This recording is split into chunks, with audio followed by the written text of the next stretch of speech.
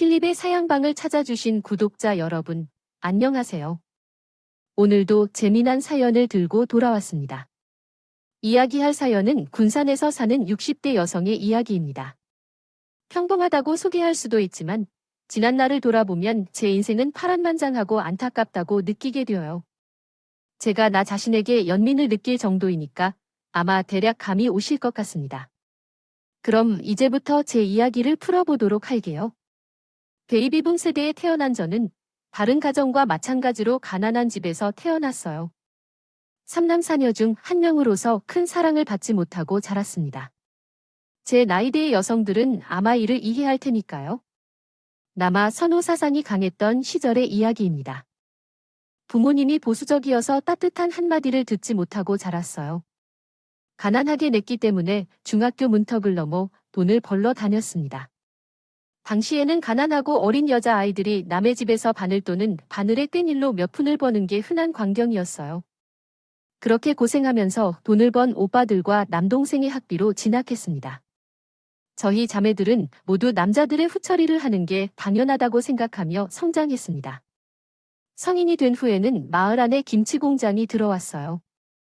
배추 농사를 하는 가정에서 배추를 팔기보다는 김치까지 만들어 팔기 위해 공장을 세운 거예요. 그 덕분에 저는 김치 공장에서 일하면서 제 생계를 이어갈 수 있었어요.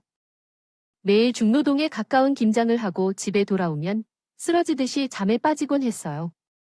이외에는 아무것도 할 수 없다는 걸 느끼곤 했거든요. 26살이 돼도 김치 공장에서 독립하지 않고 일해왔어요. 그래서 부모님께서 언제 시집을 갈 것인지 물으시며 닥달하셨고 집이 좁다며 빨리 결혼하라고 말씀하셨어요. 저는 어떻게 하면 더 많이 돈을 모아서 이 고향을 떠날 생각이었죠. 서울로 갈 때는 미천이 있어야 했기 때문에 조금만 더 참았다가 가기로 계획했지만 그 계획은 망해버렸어요. 왜냐하면 돈 많은 남자를 만나게 되었기 때문이죠. 김치공장과 배추밭을 운영하는 사장의 아들이 나를 좋아한다며 따라다니기 시작했어요. 볼품없는 인물이지만 철없는 행동을 자주 했지만 그는 인성이 바르다는 소문이 나 있어서 나는 그를 제 남자로 만들었습니다. 우리 부모님은 그가 잘 맞는다며 무조건 그와 결혼하라고 하셨어요. 나도 그 남자를 몇 달 사귀어 보니 더 나아지는 것 같아서 결혼을 결심했습니다. 예비 시부모님 두 분은 김치공장 사장이신데 예전에 제가 성실하게 지내온 모습을 보고 결혼을 빨리 하자고 생각하신 것 같아요. 너의 아들도 그런 사람과 함께해 사람 될 것이라며 즉흥적인 결혼에 동의하셨죠. 그래서 그와 나는 만난 지 넉 달 만에 결혼을 하게 되었는데 나의 바람대로 서울로 떠나지 못했어요. 아무래도 시어머니와 시아버지가 배추와 김치 공장을 운영하고 계셔서 그것을 물려받을 수 있는 사람이 남편과 나밖에 없어 발목을 잡으시게 됐습니다. 나는 공장에서 같은 일을 하며 직원들을 관리해왔어요. 반면에 남편은 아직 철이 덜 들고 게으른 성격 탓에 일하는 대신 읍내로 놀러 다니는 것을 반복해왔습니다. 또한 결혼 후 달라진 점 중 하나는 시험과는 무관했습니다. 직원들에게 한없이 다정하게 대해주시는 좋은 분이라는 소문이 있고 나도 그렇게만 알고 있었는데 결혼 후 시집살이를 시작하자마자 그것이 180도로 변한 거예요. 얘야, 뭐가 힘들다고 집에 오자마자 퍼질러 눕는 것이야. 당장 일어나서 네 서방을 위한 저녁상을 준비할 수 없어. 어머님, 취침 시간은 9시예요. 또한 아이가 밖에서 노다가 밥을 먹고 들어오면 들어온 후에 밥상을 치워야 해요. 그리고 여기 계시는 애미에게 말대답하는 것이 옳은 행동인가? 서방이 밥을 먹고 들어오도록 차려야 할 것이라고 생각하지 않나? 나의 유일한 자식을 이런 식으로 대접해야 하는 것인가? 널 며느리로 취급하기 위해 이런 게 아니라고 말하겠다. 등 바스고 배부른 일을 하러 가 널 보며 뭘 해야 할지 정말 모르겠어? 와서 자리 잡아 음식이나 볶는 게 끝나고 된장이나 똥인지 알아내 나를 위해 먹을 양식을 제대로 해녀야 하지 않겠니? 정말 죄송하지만 남편이 노다가 들어오자 제가 차려놓은 저녁상을 치워야 했습니다. 당연히 그는 밖에서 밥을 먹고 들어왔기에 제가 차린 음식을 치워야만 했어요. 그리고 시어머니는 김치 공장에서 내가 일하는 것이 마음에 들지 않았는지 시간마다 저를 불러 구석에서 혼을 내셨습니다. 너 지금 김치 공장 며느리라고 요령 피우는 거예요. 왜 이렇게 하는 거라고? 굼더 언니의 어머님 초 다른 직원들과 똑같이 일하고 있었어요. 어머님이 잘못 보신 거라고요. 너 자꾸 말 대답할래 시 애미가 그렇다면 그런 줄 알고 최소합니다 하고 용서를 빌면 끝날 것을 끝까지 잘했다고 박박국인야. 니 천박한 진정에서는 CM이한테 대들라고 가르치지 아니오. 최소합니다. 어머님, 제가 더 열심히 일하도록 하겠습니다. 그건 빙산의 일각이었어요. 점점 시어머니의 막무가내 갈굼은 계속되었습니다. 요즘은 심해지고 있는데 이따가는 제 얼굴만 봐도 화가 나시겠네요. 넌 이제 계집이 되어서 남편이 8,000원에 가르치면서 고기를 먹는 거야? 내가 너에게 먹이려고 소고기를 사준 거 알아? 내 유일한 아들에게 먹이려고 살았던 것을 넌 고기를 좋아하느라 한 점 먹어봤어. 다음부터는 고기 반찬에 손대지 않을 거야? 누가 봐도 내 얼굴 민기는 줄 알겠다. 새끼 쌀밥을 채우는 것만으로도 크게 살이 찔 것만 같아서 안타깝다.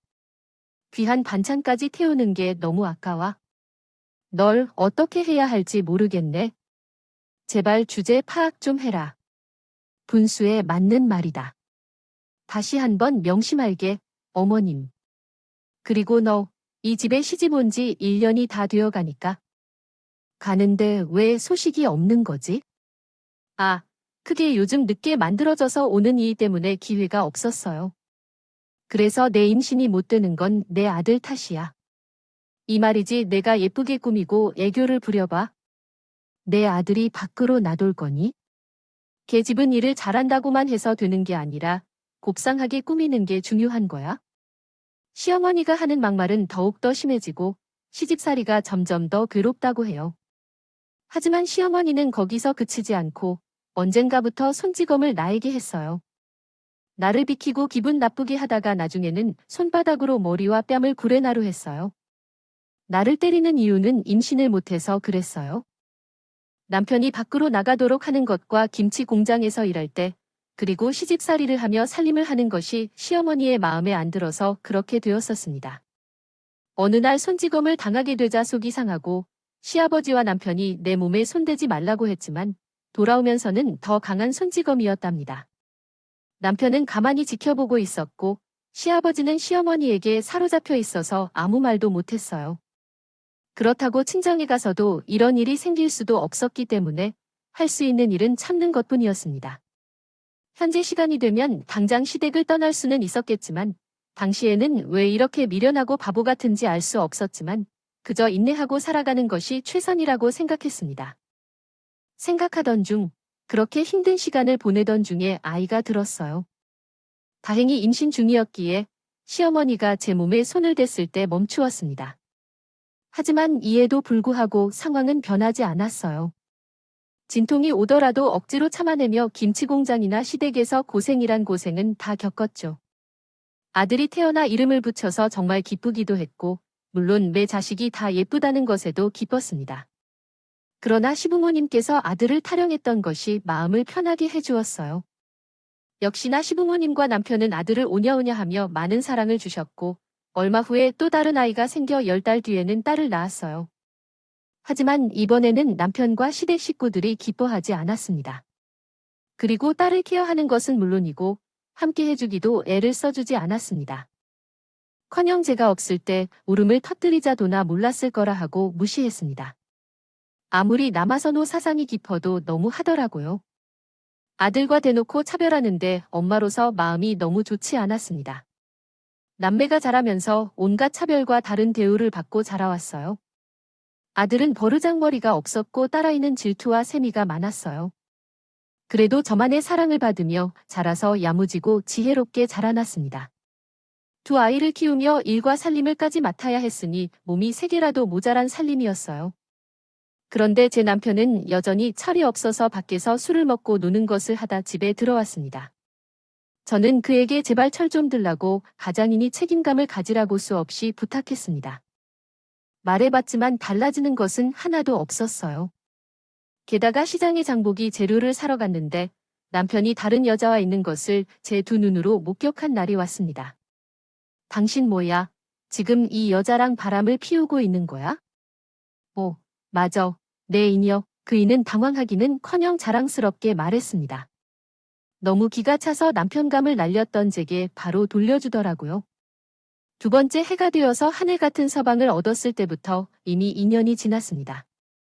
원래 남자는 결혼해도 항상 있어야 하는 법이야. 그래야 건강하게 오래오래 살 수 있다고 하지. 그리고 부잣집에 시집 온다면 그 정도 각오를 해야 하는 거 아니겠니? 내가 미쳤다고 너 하나만 보고 살 건 아니지. 세상에 여자가 반인데 내가 너랑 잘 살 줄 알았냐? 당장 꺼져. 남편은 넘어져 있는 저에게 삿대질을 하며 욕을 퍼부으며 상대와 유유히 사라졌습니다. 이 사실을 시부모님께 알렸던 결과도 마찬가지 반응이었어요. 여기엔 재판이 아무도 없었답니다. 아이가 둘이나 있는 데다가 시댁 말고는 갈 데가 없었으니 또다시 참을 수밖에 없었어요. 남편은 그에 지쳐 여자를 바꿔가며 바람을 피웠습니다.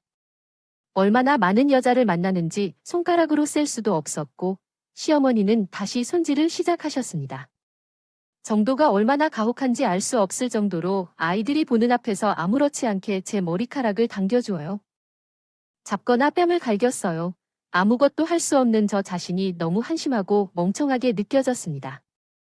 저는 시부모님과 남편은 제 가족이 아니라고 생각하고 자녀들만 건강하게 키우기로 결심했습니다. 또한 언젠가는 이곳을 떠나고자 했어요. 그러나 강산이 2번 변해지자 시부모님 중 아버지가 돌아가셨어요. 아버지는 평소에 담배를 많이 피워 폐암으로 오랜 시간을 투병하다가 세상을 떠났습니다. 이렇게 말씀드리면 잘못된 며느리로 생각하실 수 있겠지만 시부모님의 죽음에 마음속 눈물이 나지 않았어요. 왜냐하면 제 딸을 한 번도 안아주지 않는 시어머니가 저를 공격하실 때도 가만히 구경만 하고 있던 분이었기 때문이에요. 그래서 제 마음에는 슬픔이 없었죠. 어느 날 아버지께서 돌아가셔서 그의 많은 재산을 남편이 소유하게 되었습니다. 교인인 남편은 나이가 들면서 바람을 피우는 것을 그만두기는 했지만 다른 나쁜 행동, 도박을 시작했습니다. 남편이 모두 날린 후에 배추밭 절반 정도가 되자 정신을 차리고 나에게 솔직해졌습니다. 그래서 남편은 돈을 돌려줄 것을 약속했습니다. 그 후 남편이 손해본 돈을 회복하려고 주식, 펀드, 부동산 투자 등으로 재테크를 시작했고 1년 만에 그 돈을 거의 모두 되찾았습니다. 그때부터 세상을 더 많이 보게 되었습니다. 전에는 능력이 없어 오물 속 개구리로만 생각했는데 지금은 이런 지성이 나에게 있다는 것을 깨달았습니다. 깨닫고 세상을 다른 시선으로 바라보게 된다는 걸 제게 재산의 절반을 다시 돌려주시던 시어머니의 태도가 달라졌어요. 의미하고 저놈의 자식이 돈을 잊어버렸는데 네가 그것을 모두 채우는 대신에 법적인 문제까지 해결했으니 이 집에서 정말 중요한 일을 해내신 겁니다. 이제 저승에 가신 아버지께서 자랑스러워 하실 것입니다. 맞아요. 만약 당신이 없었다면 이 집의 재산 절반이 사라져 버렸을 거예요. 제가 정말 잘했죠? 그러니까 앞으로 어머니도 제게 잘해주셔야 합니다. 응, 맞아요. 결국은 해외에 있는 것도 당신 앞에 더 쓸 거라고 하면 파치라도 매주 드릴게요. 제가 의기양양하고 한 횟수가 없는 것은요. 말씀드리다 말씀드렸고 그로 인해 변화된 대우를 받으며 생활을 시작했어요. 당연히 저에게 손치고 말씀하실 줄 알았다 하셨어요. 우리의 재테크는 계속되었지만 시댁 재산을 좀 더 불러올까 해서 남편께 김치 공장과 배추밭을 정리하자고 부탁했어요. 그랬더니 남편은 고민도 없이 곧장 공장과 밭을 팔아버렸답니다. 제가 돈을 불리는 능력이 뛰어나니까요. 그래서 여기저기 더 많이 투자하게 되었고 많은 돈을 벌어들였어요. 매년 더 높은 이익을 내며 가장 큰 여행과 세계를 둘러보게 되었죠. 시어머니는 제가 가정을 크게 세워나가자 예전의 강인한 모습은 사라지고 순한 사람이 되어서 제가 시키는 모든 일에 순종하십니다. 저의 마음속에는 너무나 가슴 아린 모습을 보니 예전 생각이 많이 났어요. 제가 시어머니에게 무력함을 느끼며 기도하고 때로는 벌을 받았던 시절도 있었죠. 그래서 이 빠진 이 어머니의 모습을 보며 안타까운 마음을 느꼈어요. 그렇게 몇 년이라는 세월을 시어머니 옆에서 지내며 잘 지냈는데 어느 날 그녀가 시어머니의 병원에 앉아 암에 걸렸다는 소식을 들었습니다. 병원을 찾아가 보니 이미 말기라고 하며 손대기 어려운 상황이라고 말했어요. 그래서 집으로 돌아와 조용히 죽음을 준비하는데 아무도 시어머니를 돌봐주지 않았습니다. 남편은 원래 밖으로 나가는 것을 좋아해서 그랬고 아들은 아빠를 닮아 발랄해서 그랬죠. 그리고 딸은 시어머니로부터 한 번도 사랑을 받지 못했기에 암에 빠져 있었습니다. 걸렸다는 소식을 듣고도 눈 하나 깜빡이지 않았습니다. 저도 시어머니에게 당했던 수모들이 너무 많아서 아주 작은 애정도 주지 않았어요. 그래도 간병인 한 알에 붙여주니 죽음을 준비하는데 큰 무리가 없었습니다. 또한 시어머니에 대한 가장 큰 복수는 인종순간이었어요. 시어머니가 손을 잡고 싶다고 애원하면서 저승으로 떠나기 전에 제 손을 잡으려고 했었는데 그걸 무시하고 밖으로 나갔습니다. 끝까지 시어머니를 용서할 수 없어서 세상을 떠나게 내버렸죠. 이번에도 눈물 한 방울 나오지 않았고 속이 시원한 기분을 느꼈습니다. 이 와중에서도 저를 고통스럽게 한 시부모님은 영영 돌아오지 못하겠죠. 멀리 떠나셨어요. 세월은 더 흘러 제 나이 환갑을 넘어섰고 많은 늙었답니다. 아들과 딸은 모두 건강하게 잘 자라서 어느덧 결혼할 나이가 되었어요. 철없는 아들놈은 제 남편이 젊었을 때 하던 집과 똑같아서 이어서 여자를 가리지 않고 연애를 했답니다. 양다리를 넘어서 문어발 위로 연애를 했는데 아주 꼴보기가 싫었어요. 제 아들이 영도는 끝나버리면 제 남편이 돈과 카드를 쓰니 기고만장하게 여자들을 딛고 문을 쫓아다니며 살았어요. 그렇게 살던 아들 녀석이 어느 날 대뜸 결혼할 여자를 집에 데리고 왔습니다. 무지개를 살아본 적 없는 녀석이 대학원까지 나와 엘리트처럼 생긴 며느리를 데리고 와서 아주 많이 놀라운데요. 12층 아이가 없는 시 아까워해서 이렇게 놀 수 있는 곳밖에 나가려고 해요. 우리 아들은 아니지만 누가 봐도 저 아가씨에게는 너무 아까운 일이에요. 정말이지 말하지 마세요. 며느리의 부모님들께서 알게 되면 큰일이에요. 아이고, 왜 이런 말이 내 입에서 나오는 거야? 그리고 우리는 결혼밖에 선택이 없어요. 1. 아이 임신했다 말야. 그때서야 예비 며느리가 옆에 앉아 있는 걸 알게 되었습니다. 나는 아들 때문에 화가 나서 빗자루를 들고 머리, 등, 엉덩이를 마구 때려주었어요. 그 미친 놈의 아들이야. 다른 사람의 귀한 딸의 삶을 망치려고 고작 망했다고 생각하고 있나. 저 무례한 놈, 어제 제가 엄마에게 말했습니다. 저녁 매너를 지켜라. 하지만 남편은 가만히 보기만 했습니다. 시어머니를 대할 때처럼 대해 아들을 엄하게 꾸짖고 자리에 앉아 자녀를 미워하는 딸에게 이 결혼을 다시 생각해보라고 말씀드렸습니다. 엄마, 그 아이는 확실히 좋아질 거예요. 결혼을 허락하지 않아도 혼자 나서기로 했으니요. 그러니 오빠와 잘 지내십시오. 나는 아이를 낳지 않으라는 말을 했지만 결국 그 아이를 며느리로 받아주었습니다. 아들이 뭐를 좋아하는지 이해는 되지 않았지만 성격이 좋은 며느리가 새로운 가족이 되어서 매우 기뻤어요. 하지만 아들은 결혼을 하고도 정신을 못 차려서 일도 안 하고 놀기만 했답니다. 그 모습을 보고 고민 중인데 남편이 아들에게 상가를 운영하게 해보자고 제안했습니다. 남편은 3개나 되는 상가 중 하나를 선택해주기로 했는데 결국 호프집을 운영하게 했죠.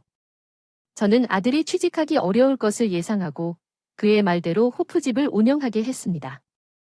그러나 가장 어리고 철없는 아들은 직접 일하려는 의지가 없는지 호프집을 알바생들에게 맡기고 놀러다니기에 급급해졌습니다. 도저히 말로는 설득이 되지 않아 내가 며느리를 틈틈이 도와줘서 생계를 이어가도록 해주었습니다.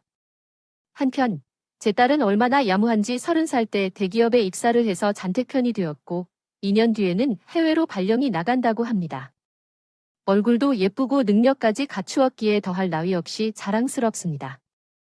엄마 아빠가 도와주지 않았는데 해외지사까지 발령받다니 정말 대단하다고 생각합니다. 엄마가 어떤 일도 해주지 않았다면서 내게 기르고 가르쳐준 것을 잊지 말아야 해. 아빠는 모르겠지만 만일 내 엄마가 없었다면 나는 여기까지 오지 못했을 거야. 이렇게 다시 작성할 수 있습니다. 왜 그리 뿔뿔하게 말하고 있나요? 오빠가 당신의 반 정도만 닮았으면 엄마는 더 행복하겠다. 어릴 적부터 당신에게만 사랑을 받은 것이 그런지 당신에게만 잘했군요. 하지만 남편과 아들에게는 무뚝뚝하게 대하고 거의 대화하지 않았어요. 그렇게 1년이 지난 후 아들 배위에 소녀가 태어났고 우리는 그들이 잘 지내는 것을 보게 되었을 때 할머니로서 정말 자랑스러웠죠. 남편은 아직도 옛날 방식에 집착해서인지 아기라서 품에 안아주지 않았어요. 화내거나 꾸짖어도 마음이 움찔하지 않아 피하기만 했네요. 그렇기 때문에 사람은 고쳐서 쓰는 게 아니라는 말이 있는 것 같아요. 그러던 중 몇 달이 지난 후 남편이 뇌경색으로 쓰러지고 말아요. 그 밖에도 여러 가지 질병이 겹쳐 있었는데 지방간과 당뇨, 고혈압까지 있어서 오랜 시간 동안 병원에 입원해야 했어요. 그러다 몸이 조금 회복되자 남편이 집이 아닌 요양원으로 보내달라고 했었어요.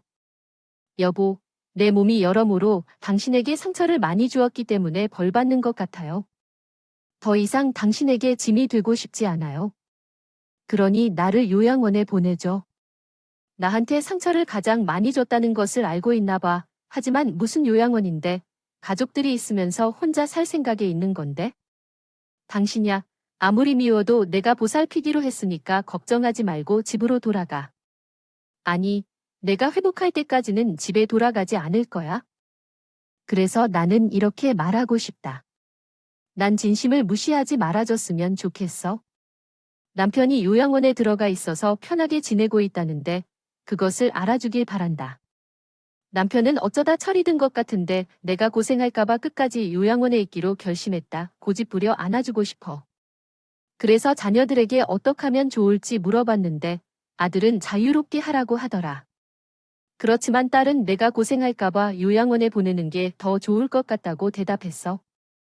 그래서 남편을 요양원까지 데려다 주었어.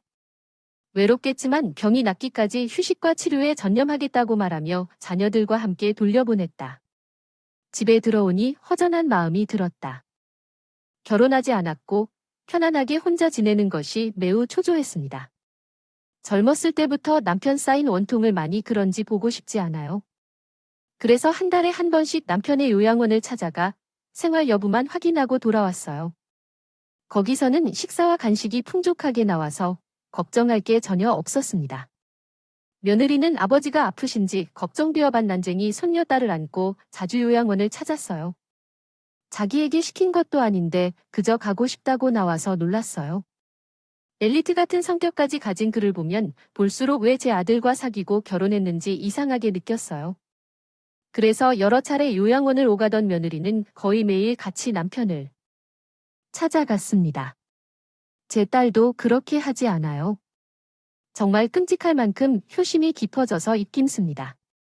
그렇게 남편은 며느리에게 잘 보살펴져서 몸을 빨리 회복하게 되었고 퇴원이 가능할 만큼 건강해지셨다는 소식을 전해주셨어요. 그런데 며느리와 딸이 같이 찾아와서 이야기가 있다고 하네요. 무슨 일인지 얼굴들이 그렇게 심각해서 엄마는 흥분하지 말고 들어야 할 것 같아요. 나는 요양원에 갔는데 아빠는 없고 언니만 있었어요. 아빠가 잠시 자리를 비운 줄 알았는데 그날 밤이 지나도 아빠가 들어오지 않았어요. 그래서 옳게 아버지에게 무슨 일인지 물어봤더니 펄벌레라고 했어요. 도대체 무슨 일이 있었길래 요양원에서 밖으로 나가서 밤을 지새는 게 무슨 일이냐고. 아기가 왜 떨면서 오는 거야? 크게. 아빠가 요양원에 들어간 이유가 편안하게 바람을 쐬고 싶어서 그런 거래. 집에 있으면 엄마를 조심히 살피고 몰래 숨 쉬듯이 나가야 해서 불편했던 거지. 하지만 우리한테 짐이 되기 싫어서 요양원에 들어갔대. 죽기는 하니까 그런 그릇이 뭐 그런 것 아직도 인간은 정신을 못 차려. 그렇게 젊었을 때 바람을 피웠잖아. 아직도 그런 버릇이 남아있는 건가 봐. 아, 수돌자. 더구나 바람을 피우고 있는 여자가 하나가 아니라 3명이나 되는데 나는 내 아빠 때문에 구역질 할 것 같아. 색이 부끄럽지 않나? 망치 크고 털어 서로 다시 볼 수 없을 정도로 분해돼서 더는 못 더라. 들어주겠다. 엄마, 거기서 끝이 아니에요. 올케 언니가 요양원에 자주 가니까 아빠가 올케 언니를 이용해서 언니가 순진하고 착하니까 그걸 이용해서 매니저처럼 부려먹었다고 바람 피우는 여자들이 헷갈리지 않도록 스케줄을 조절하게 했단 말이에요. 순진한 올케는 그게 옳지 않은 것인 줄 알았지만 아빠가 간절하게 부탁하는 바람에 들어주고 말았어요. 어머님, 죄송해요. 몇 번이고 어머님께 고백하려고 했는데 저 때문에 시부모님 사이가 틀어질까봐 이러지도 저러지도 못했어요. 제가 생각이 짧았습니다. 아버님이 시키는 대로 하는 게 아니었는데 입이 10개라도 할 말이 없어요. 어머님, 제가 큰 죄를 지었습니다. 며느리가 눈물을 보이면서 사과했을 때 진심이 느껴졌어요. 때묻지 않은 데다가 다른 사람의 부탁을 거절하지 못하는 성격 때문에 이 상황이 여기까지 오게 된 것을 누구보다도 제가 더 잘 알았습니다. 그래서 며느리에게 삼아가 내 마음을 잘 한다. 그리고 내 시아버지가 어떤 사람인지는 더욱 잘 알고 있고 내가 아니었어도 별의 별짓을 다 해다녔을 논팽이라고. 그러니 고개를 들어라. 넌 잘못한 게 없어 라고 어깨를 두드렸습니다. 그러자 딸이 남편을 복수할 기회를 잡았다고 입을 열었습니다. 엄마, 아빠 하는 짓이 너무 더럽고 치료받아서 내가 머리 좀 썼어. 아빠가 옳게 언니를 이용했길래요. 나도 역으로 연니한테 아빠가 바람 피우는 여자들의 신상을 알아내는 걸, 그리고 얼마 안 되어 아빠 칠순잔치가 있잖아. 그때 바람 피운 아줌마들을 불러서 골탕을 먹이는 거야? 어때? 내 작전이 괜찮아? 하이커 호, 이 똑똑한 딸내미를 누가나 알 수 있고, 그래? 아주 잘했다. 이번 기회에 인간을 아주게 박살 내버리자. 이 놈의 영감탱이. 이번에는 진짜 끝장을 보고 말할 거야. 그렇게 저랑 딸, 며느리는 머리를 맞대고 어떻게 복수할지 계획을 세우고 회사를 나갔습니다. 며칠 뒤 남편이 건강한 몸으로 집에 들어오는데 당장이라도 따귀를 한번 날리고 싶었어요.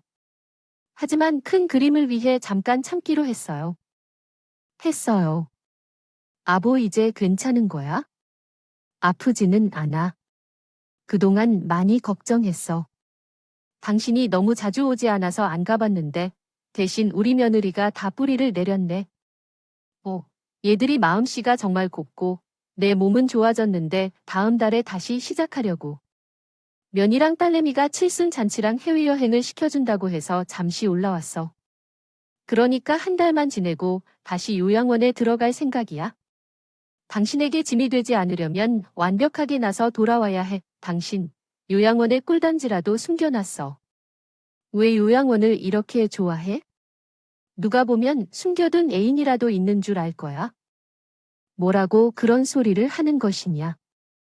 여보, 나는 어렸을 적에는 바람을 피웠었지만 그 후로 세 번째로 오래된다고 해서 그런 짓을 다시 하면 내 재산을 전부 당신에게 넘겨줄 것이다. 진심으로 말하는 거야? 그래, 당신이 그 말에 책임질 자신이 있냐? 삶과 세계 모두를 내 이름으로 돌려주겠느냐? 아, 그럼 말이 안 되는데. 나 방만복이 1초에 한 번 이상 튀어야만 하는 거니까. 그러니 여기서 되풀이해서 다시 말해봐. 녹음해서 그 후에는 바뀌지 않게. 그러자 남편은 주춤거리다가 마침내 방금 한 말을 반복해서 녹음했다. 그리고 이틀 뒤에는 남편의 칠순잔치가 있었고 저희 식구들은 장식을 많이 하고 호텔로 향했어요. 남편과 엮인 사람들 누구나 함께 있었어요. 초대했는데 자리가 모자랄 정도로 많은 사람들이 왔습니다. 아들은 식사를 하며 화기애애한 분위기를 유지하고 있지만 딸아이가 신호를 주며 저와 며느리를 잠시 데리고 나갔어요. 엄마, 이제부터 시작할게. 아빠의 상간자들이 곧 나타날 거야. 내가 방금 보낸 사진들을 봤던가? 대단한 여인들과 바람 피울 거야. 살짝 구경해보자. 상간자들이 하나둘씩 잔치의 문턱을 넘어서고 주인공인 채로 남편을 향해 달려갔어요. 오빠, 오늘은 7시간인데 왜 내게 말하지 않았어? 오빠가 이렇게 나오면 허용을 받아야 해. 여긴 어떻게 알게 된 거니? 누가 사진을 보내주셨는데 이게 지금 중요해요. 나는 장차 오빠의 마누라가 될 사람인데 오빠 옆에 앉아야 하지 않겠어요? 상간녀 하나가 남편 옆에 앉자 또 다른 상관 요가들이 닥쳤구나. 없어. 어떻게 된 거야? 오늘이 칠순잔치 하는 날이라며 그런데 매미지한테 말을 안 했어요. 위저 섭섭해. 엄밀히 말해야 얻어지는 것은 어떻게? 그런데 오빠 옆에 있는 사람은 누구야? 누군데 오빠 부인 행사는 거야 뭐? 쭈그리야. 나 만복이 오빠랑 결혼할 사이야. 너는 뭔데 우리 오빠한테 오빠라고 부르는 거야? 나 만복이 오빠랑 깊은 사이고 몇 달 뒤에 결혼하기로 약속한 것인데 어디서 굴러 먹다 오년해? 인지 모르겠지만 좋은 말 할 때 그 자리를 나에게 넘겨주고 여기서 떠나야겠어요. 그래요. 두산과녀는 제 남편과 서로의 애인이라고 우기던 두 사람이 자리에서 일어나 머리채를 잡고 싸우기 시작했습니다.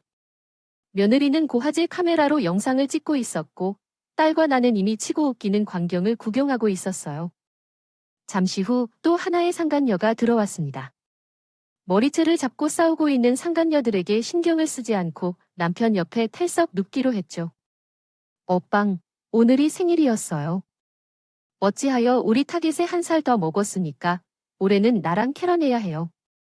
그런데 초아줌마들은 누구길래 여기서 이런 판타지를 하는 거야? 퇴계의 토양에 놓여진 날들이야. 수순이 없다고? 말하는 건 끝낼까?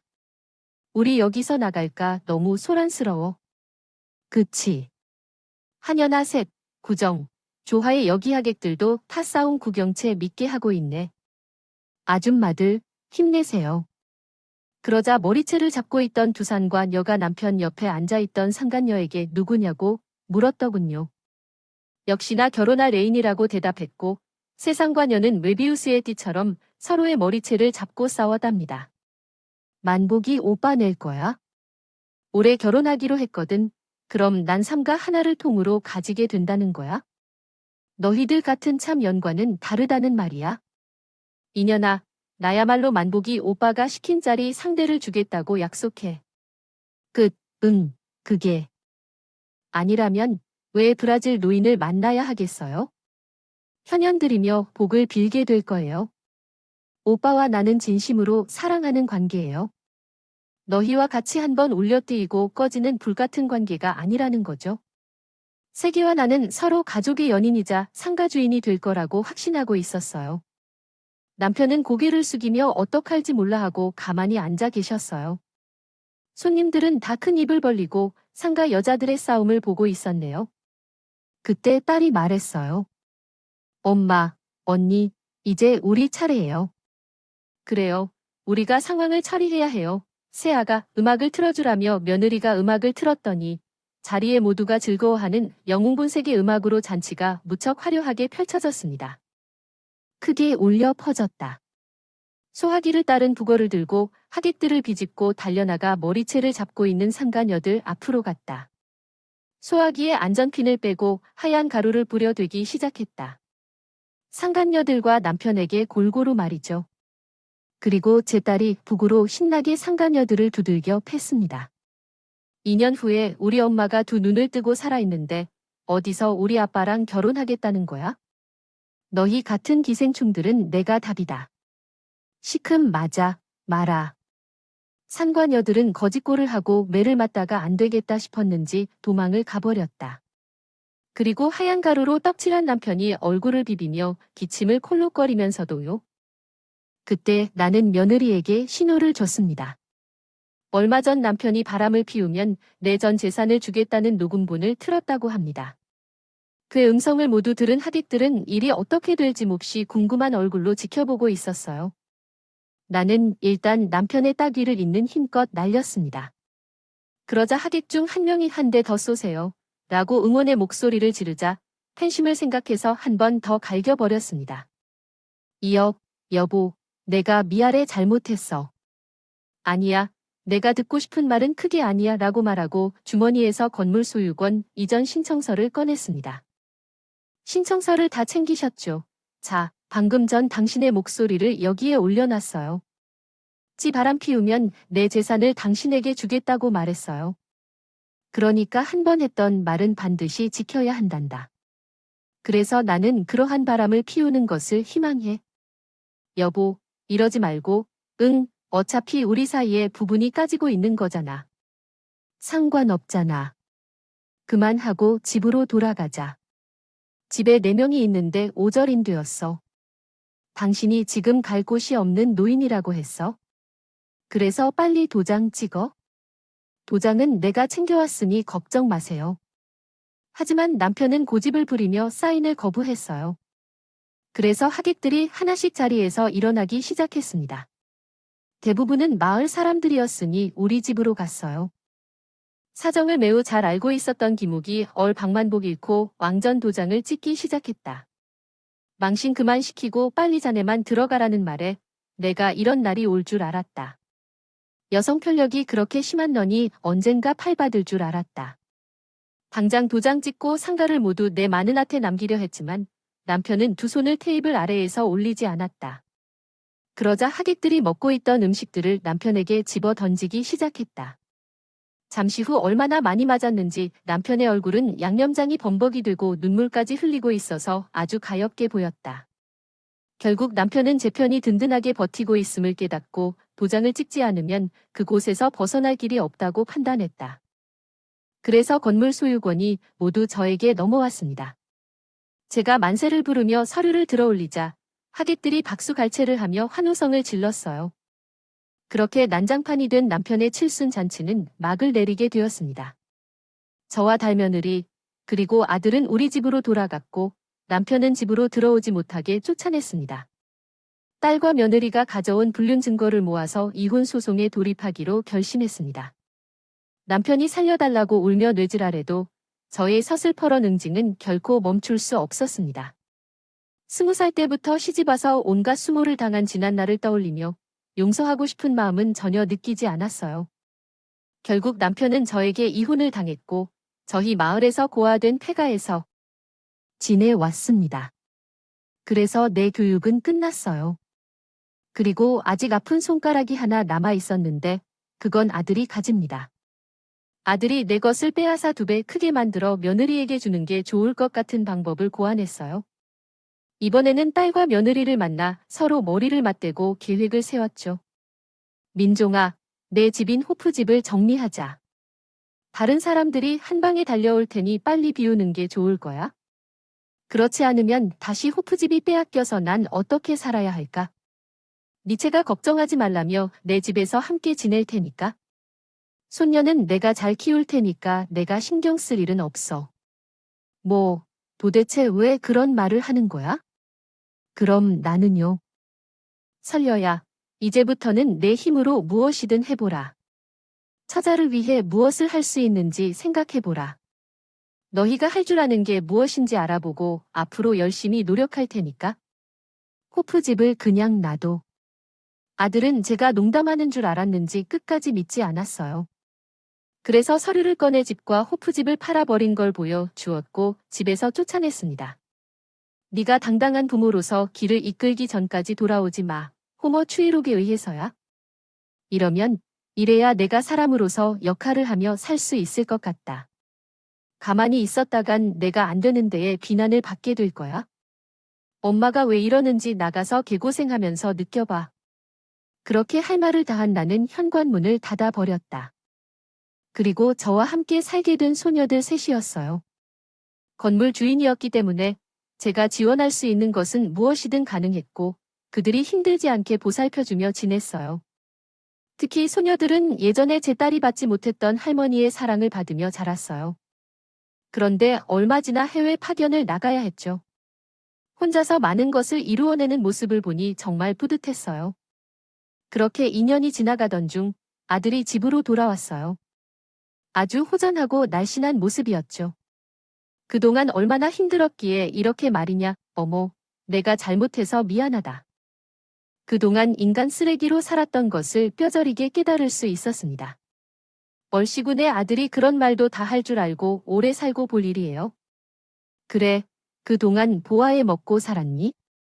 뇌가 할 수 있는 것이 많아요. 원들어 구집도 졸도 없으니 숙식이 가능한 일을 찾아야 했었어요. 알아보니까 받아주는 곳은 막노동뿐이었어요. 그래서 전국을 돌며 노가다 꾼으로 살아왔어요.